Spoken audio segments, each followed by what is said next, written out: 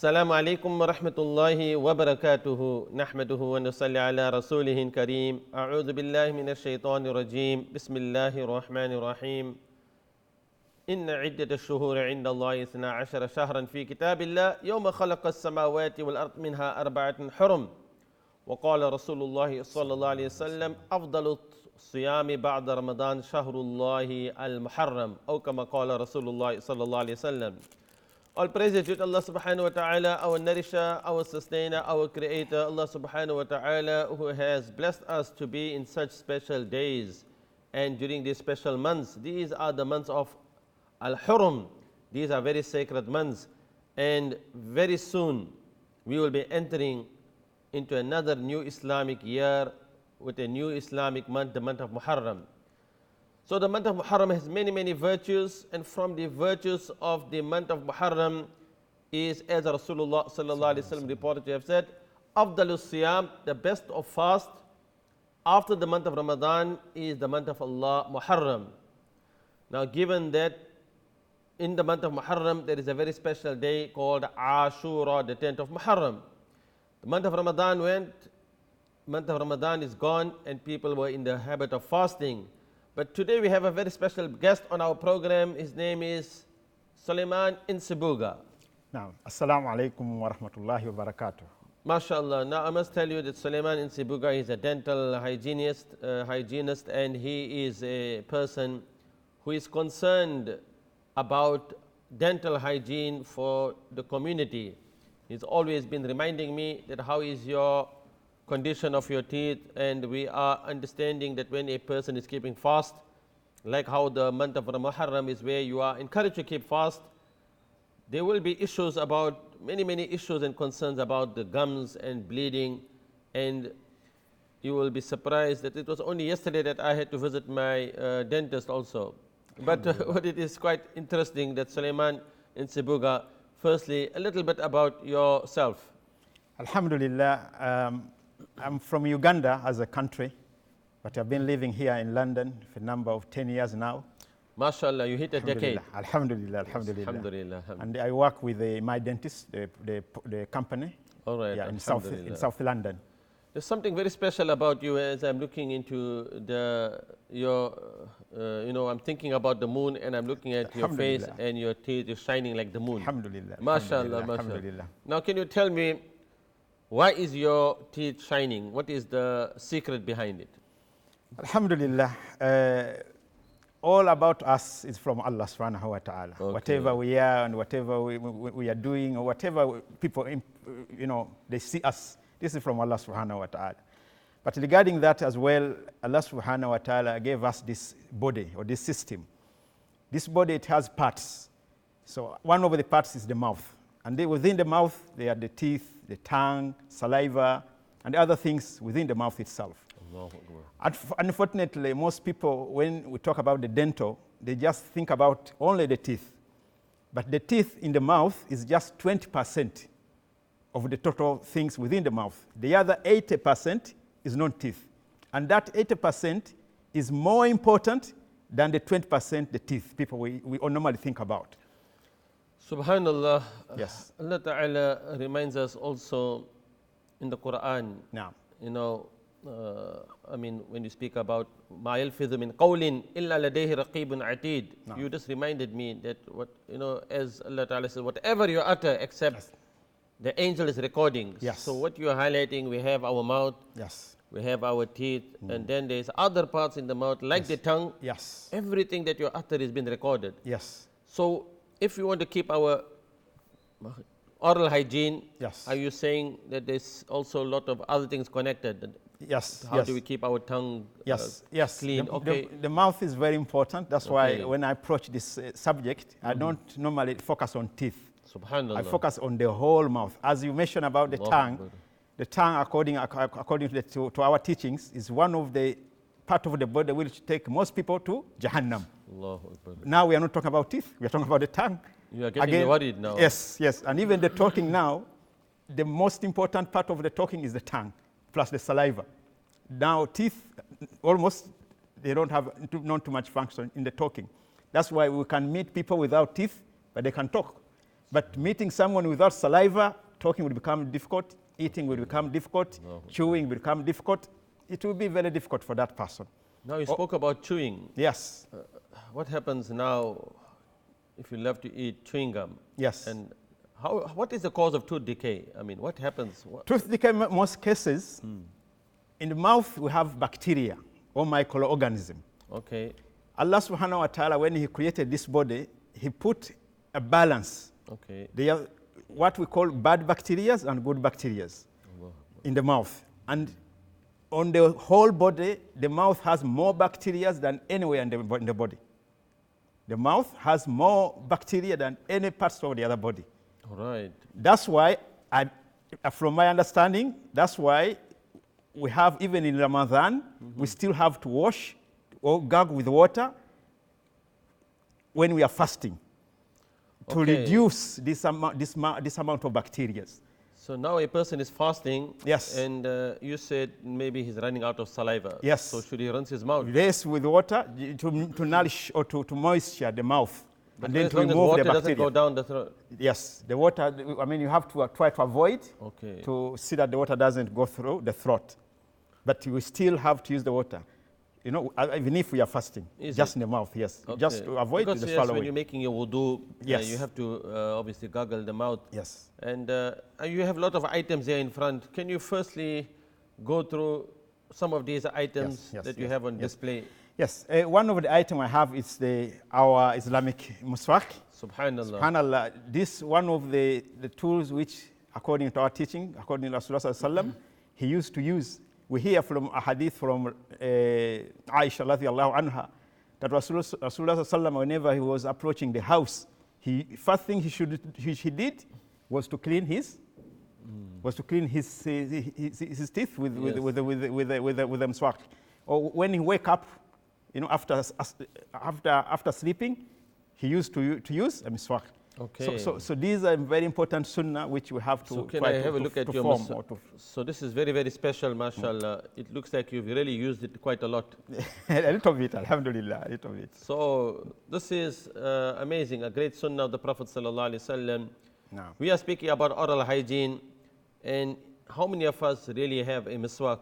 No. لولا أن أشق على أمتي لأمرتهم بالسواك, as Rasulullah sallallahu alaihi wasallam said. No. If I did not fear to make it difficult on the ummah, I would have commanded them to use a miswak. No. My question to you, dentist Sulaiman, is what if somebody doesn't want to use his, mashallah, oh, this one is very powerful. Yes. So you have another gadget. Now can you tell me scientifically or whatever, No. if somebody is given these three options, either to use a toothbrush or you have something that's Electric brush. Yes, or the miswak, what would you highly recommend? And this is quite interesting because now we have the sunnah of the Prophet sallallahu alaihi wasallam. No. And now we have, can we call it bid'ah? No. No. Oh, okay. No. Alhamdulillah, the aim of using these tools is for cleanliness. Okay, doesn't matter how you clean it. It's for cleanliness. Let's just start with that first. Okay. And in Islam, we know cleanliness is part of our deen. You know, and that's why we make wudu. We have to see the clothes are clean. We have to make the place we are going to make salah is clean. So cleanliness is very important. And this is the purpose of using these tools. Okay. So yes, this is for the sunnah, alhamdulillah, according to our teachings. But then within this, all these are being copied from this. They are being copied from there. All this, the design is copied from here. Okay. Okay. But because we have material, this is from tree, and this they have used some plastic and then other material. But the aim is using something to clean your mouth or to clean your teeth. Yeah, but now if somebody wants to use toothpaste, how is he going to use miswak? Miswak, on toothpaste. They have checked this miswak. Some of the chemicals which are found in the toothpaste, they're already in this. Subhanallah. Yes, it's already in this, so you don't need to put any toothpaste on this one. Okay. You just moisture it with water, and then slowly you pass around your tooth. Amazing. Yes. So, mashallah, in order, now first I want to see you have that, this is quite interesting, something really, really shocking when I look at these images. Yes.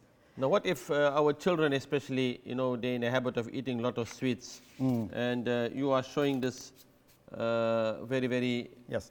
Now, this is like, someone is having a lot of coffees, or some people do smoking, and some eating pan. Some eating pan. Okay. And for those actually who are eating pan, the matter is serious. We are now seeing a lot of mouth cancers, on the tongue, in the throat, in the mouth, because of eating pan. So those who are eating, chewing this kind of tobacco, really is something they are risking their health. Okay. Yes, yes. So it's not only. So what you are saying, if something is going to cause damage and it's going to cause you harm, yes, then it can come into the category of prohibition. Yes. Haram. Yes. Okay. So smoking cigarettes. Smoking cigarettes. And also, are you saying so? Pan is a big question behind eating pan. Yes, we are seeing a lot of cancers related to that. Yes, okay. yes. Very serious. Yes. So our aim and goal is to have teeth like yours. Can you show us your beautiful smile? Alhamdulillah. This is amazing. Alhamdulillah. Dentist and these teeth. How do we brush the teeth? No, brushing the teeth, the best method is like you touch to the gum a bit, and then you make a circular movement. Okay. Slowly. The wrong way we are doing like this. Okay. That's the wrong way.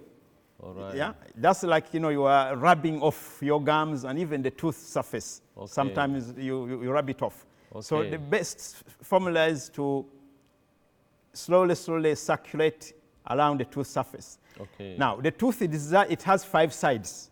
But most people just brush or clean the front where people see. Yes. And most cases, bacteria are not there. They are inside, as you see this picture. Oh. Yeah. Okay. This picture, this is behind where the tongue is. Okay. Yeah. So that's where we have to also... We have to do the same. The same, cleaning inside. But then it will take a lot of time. Yeah, time has to be taken for your teeth, for your health. Because, we just want to get up, do a quick brush, and then be ready because time is short. Children getting late for school. Yes. What about children? Do we have the best time for children to clean their teeth is after school time. When they come back from school, this is a good time for them to clean it. Because in the morning, as you said, everyone is rushing. So they still have to do it, but they can add on another one after school.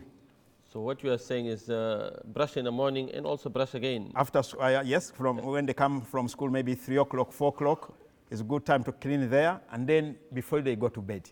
Okay. So at least 3 times. But we know, as a Muslim, actually we might clean our mouth more than 5 times. Because whenever we do wudu, this is the time we have to clean our teeth as well. Subhanallah. And another clean tool Allah gave us is our fingers. With your fingers, you can rub around when we're making wudu, and massaging your gums with your fingers. Not just put the water there and spit out. You can even clean your tongue. The tongue has to be cleaned. Okay. Most of the bacteria, they stay on the tongue. Oh. So if we just clean the teeth, then a lot of bacteria are left on the tongue and on the cheek as well, inside the cheek. That's why you can use your finger to clean around the soft tissues. As I said in the beginning, the mouth, 20% is teeth, 80% is non-teeth. That 80% has to be cleaned daily as well. Okay. And this is, in essence, the importance of wudu, that you put water inside and then you gag, you try to circulate the water around up to the throat. Okay. This is the best way of making wudu. And then as well, when you sneeze in the mouth, in the nose, the water goes a little bit in the connection of the nose and the mouth. Allahu Akbar. So you are cleansing all those 2 parts. Because a lot of bacteria hang behind there. Is it? Yes, that's why the sneezing, which is part of the wudu and part of the sunnah, we are sometimes miss it out. This is very important. And that's quite interesting because when a person is entering into the state of purity, he won't be in the state of purity until he has gargled his mouth, also water in the nostrils. So the 3 faraid of ghusl is washing your entire body, not a single part of your body is left dry, and gargling your mouth and water in the nostrils. So there is a very strong link between gargling in the mouth and water into the nostrils. Yes. So now we have understood that there is a way also to clean the tongue. So are you suggesting that we can also use the brush? You can use the brush, some of the brush at the back, like this one. Oh. It has a rubber substance. This can be used for cleaning the tongue. Okay. Yes. If you use this part, then it has to be a light touch, a soft touch, Okay. not heavily touch or Okay. heavily brushing. Subhanallah. Yeah, it has to be a light touch because tongue is a soft tissue. Okay. Whereas the tooth or teeth, these are hard tissue. All right. Teeth are more stronger than any bone in the body. Okay. Teeth as teeth, they are more stronger than any parts or other bones in the body. So what happens if somebody has loose teeth? No, the teeth are loose. Yes. So what does that mean? Most cases, let's say if we look here, this is, let's say, is the gum. Okay. And this is the bone underneath where the tooth is sitting. So what happens, the gum may get a lot of bacteria around it because we are not cleaning well. And then the gum starts to go down or recede. And as the gum recedes, we see that the bone underneath as well is starting to get destroyed. So, and the tooth loses attachment. This is like wires connecting the bone to the tooth root. So this connection is like becoming loose. Anyway, the best way is using our kamis. This is the tooth, this is the gum. Naturally, it has to be like this. But because of a lot of bacteria and sugars and all not cleaning well, the gum loses. And then the tooth loses its attachment. Then the gum starts to recede. Then the tooth becomes loose. So you're saying you're having lots of sweets. Lots of sweets, chocolate, fizzy drinks, drinks, biscuits, Is it? cakes, almost all But the what things. if you have all of this sugar, chocolates and cakes and all these things, but brush your teeth immediately after that? It's not good actually to brush straight away after eating these kind of products. Is it? Yes, because when we eat these kind of products, the tooth loses calcium. That's the mineral which makes the tooth be stronger. Okay. So when the tooth loses calcium, the saliva, Allah made it that it will come and bring a bit of new calcium and make the tooth a bit stronger. It takes like half an hour to 1 hour, depending on what you have eaten. Okay. So if you brush straight away, then this is not good because the tooth is not in its defense as it's supposed to be. That's why it's better to clean your teeth, like as you wake up in the morning, then have your breakfast. Then after breakfast, you can use mouthwash or you just gurgle with water.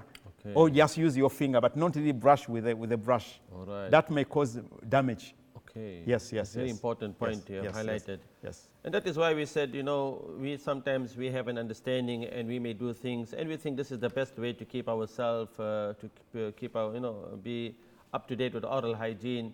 But there it is. فَاسْأَلُوا أَهْلَ ذِكْرٍ كُنْتُمْ لَا تَعْلَمُونَ. Ask those people who have the knowledge, the specialists, if you do not know. So even the ai and the scholars, we all have the same problem and we have to go to the dentist to get ourselves checked up.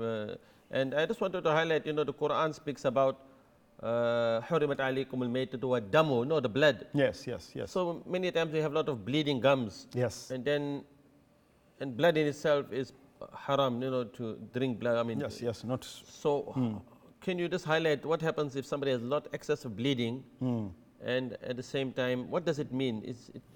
The gums are really weak and you have a little bleeding. And is it blood? Is it harmful if somebody mistakenly swallows it? Yes. Blood, yes, normally it comes from the gums. Okay. But some people think it's from the teeth. No, it's not from the teeth, it's from the gums. Okay. Or the gums surrounding the tooth. That's where the blood comes from. Now, when it bleeds from the mouth, this is very dangerous. Because as I said, the gum has to be like a seal, like this. When there is an opening, now this is a way for bacteria or microorganism to go into the body. Okay. The gum is like the skin outside. It's to protect things from going from inside the body. So if your gum has problem, one of the sign is the bleeding of the gums, then this is like an opening where microorganism bacteria can penetrate through the bloodstream and then they go and destroy other parts of the body. We see one of the examples, those who like football. Okay. They tell us that footballers, they are training, they are doing a lot of exercises, but once in a while we see a footballer on the field, falls down and he dies. Oh. One of the reasons may be that the mouth had a problem and this microorganism, bacteria, whatever, went through his bloodstream and they went somewhere, maybe in the heart or another organ, and they destroyed some of the stuff there and then he dies out. or the blood flow stops. You see? So bleeding of the gum, we shouldn't take it lightly. So somebody could be physically fit. Yes. But because he did not take care of his oral, yes, hygiene. Yes. This can also cause certain death. Yes. So that's very small important. particles of food or bacteria or plaque, this food stuff which found on the which is hardened on the tooth, can go with the bloodstream, and it can be trapped within the veins or arteries, and then it stops the blood flow. And most of heart attack and stroke as well. This may be the link. All right. Yes. So subhanallah, when we're really thinking, and we think sometimes it's just you are what you eat, and we're concerned about our diet, but really look at the amazing, subhanallah, the qudrat of Allah. It's like Allah Ta'ala, لَقَدْ خَلَقْنَا الْإِنسَانَ فِي أَحْسَنِ تَقْوِيمٍ. Allah has fashioned insan in the best of fashions. And every part of the human body, we're concerned about our heart, our kidneys, our lungs, every organ of the body. How can we show our gratitude to Almighty Allah Ta'ala every day that the sun rises upon us, for every joint also we have in our body. So this is the miracle of Allah. Today we are learning. Yes, and the time is running out. We have one last important point to bring to your attention. Yes. As we've been talking about using the brush or electric brushing or the swak, and then the tongue cleaning, this is not enough. Okay. We still have another tool to use on a daily basis, cleaning between the teeth. Okay. Some people think teeth are tied together like this. Right. No, there is a gap between each tooth. Okay. And then in that gap, most of the bacteria, that's their home. Okay. So our cleaning on the surface, really, it's not enough. We have to clean in between the teeth. That's why there are toothpicks, which like in that formula, or another plastic one, toothpick, or a dental floss. Okay. So these we have to use them every day as well.